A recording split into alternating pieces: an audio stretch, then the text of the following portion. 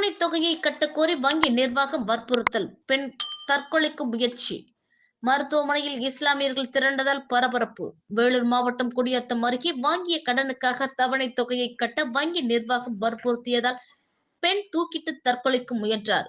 குடியாத்தம் கல்லூர் திருநகரைச் சேர்ந்த லாரி ஓட்டுநர் சபியுல்லா மனைவி தாஹிரா பானு. இவர் குடியாத்தம் நகரில் உள்ள தனியார் வங்கியில் கடன் வாங்கியுள்ளார். கடனுக்கான தவணை தொகையை சரிவர கட்டவில்லை என கூறப்படுகின்றது.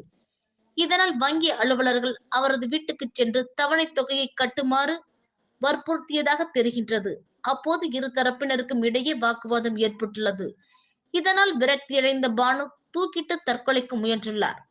அருகில் இருந்தவர்கள் அவரை மீட்டு குடியாத்தம் அரசு மருத்துவமனையில் அனுமதித்தனர்.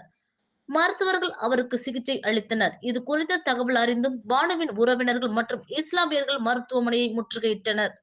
தகவல் அறிந்து வந்த டிஎஸ்பி ரவிச்சந்திரன் தலைமையிலான போலீசார் அவர்களுடன் பேச்சுவார்த்தை நடத்தினர். இதையடுத்து அவர்கள் கலைந்து சென்றனர். இதனால் மருத்துவமனையில் சிறிது நேரம் பரபரப்பு ஏற்படுத்தியது.